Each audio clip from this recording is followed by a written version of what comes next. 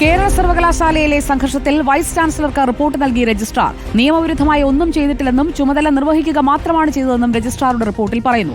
ഗവർണറോട് അപമര്യാദയായി പെരുമാറിയിട്ടില്ല. ഗവർണർ എത്തുമെന്നറിയിച്ച ശേഷം പരിപാടി തടഞ്ഞിട്ടില്ല.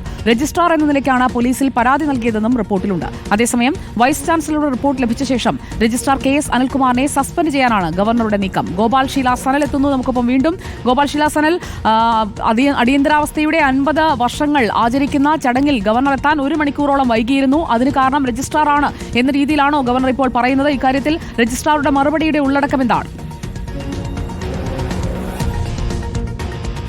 രജിസ്ട്രാർ ഇന്ന് ഉച്ചയ്ക്ക് 1:30 വൈസ് ചാൻസലർക്ക് മറുപടി നൽകിയത്. ഇന്നലെയാണ് VC എന്താണ് അന്നത്തെ ദിവസം സർവകലാശാലയിൽ സംഭവിച്ചത് എന്നും എങ്ങനെയാണ് താൻ അറിയാതെ പോലീസിൽ പരാതി നൽകിയത് എന്നും ചോദിച്ചുകൊണ്ട് രജിസ്ട്രാറായിട്ടുള്ള KS അനിൽകുമാറിനോട് വിശദീകരണം ചോദിച്ചത്. ഈ വിശദീകരണ പ്രകാരം താൻ നിയമവിരുദ്ധമായി ഒന്നും ചെയ്തിട്ടില്ല എന്നും സർവകലാശാല ചട്ടപ്രകാരം രജിസ്ട്രാർ എന്ന പദവിയിൽ നിക്ഷിപ്തമായ ചുമതലകൾ മാത്രമേ നിർവഹിച്ചിട്ടുള്ളൂ എന്ന മറുപടിയാണ് നൽകിയിരിക്കുന്നത്. അന്നേ ദിവസം സർവകലാശാലയിൽ ഇത്തരത്തിൽ ഒരു പരിപാടി നടന്നത് നിബന്ധനകൾ ലംഘിച്ചിട്ടാണ് പരിപാടി നടത്താൻ സംഘാടകർ ഉദ്ദേശിക്കുന്നത് എന്ന് കാട്ടി PROയും അതിനോടൊപ്പം തന്നെ സർവകലാശാല സുരക്ഷാ ചുമതലയുള്ള ഉദ്യോഗസ്ഥനും തനിക്ക് റിപ്പോർട്ട് ചെയ്തിരുന്നു. പിന്നാലെ തന്നെ സർവകലാശാലയിൽ ക്രമസമാധാന പ്രശ്നമുണ്ട് എന്ന് കാട്ടി ഉത്തരവാദിത്തപ്പെട്ട പോലീസ് ഉദ്യോഗസ്ഥർ തൻ്റെ ഓഫീസിലെത്തി തനിക്ക് അറിയിപ്പ് നൽകുകയും ചെയ്തു. ഇതോടുകൂടിയാണ് വിഷയത്തിൽ രജിസ്ട്രാർ എന്ന നിലയ്ക്ക് താൻ ഇടപെട്ടത്. അതുകൊണ്ടുകൂടിയാണ് ഇത്തരത്തിൽ നിബന്ധനകൾ ലംഘിച്ചു എന്ന് കാട്ടി പരിപാടി റദ്ദാക്കി എന്ന തരത്തിലേക്ക് അറിയിപ്പ് നൽകുന്നത്. പക്ഷേ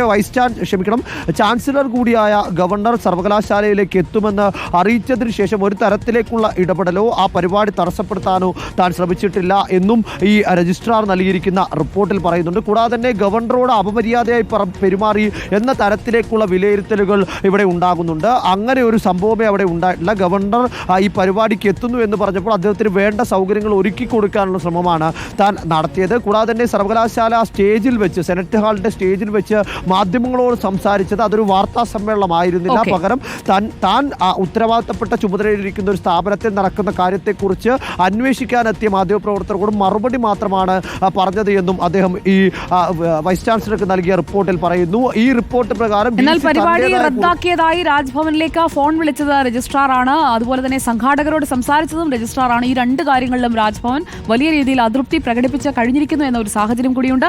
എന്താണ് അടുത്ത നീക്കം? രജിസ്ട്രാറെ സസ്പെൻഡ് ചെയ്യുമോ? സസ്പെൻഡ് ചെയ്താൽ സർക്കാർ മിണ്ടാതിരിക്കുമോ? അതാണ് അറിയേണ്ടത്.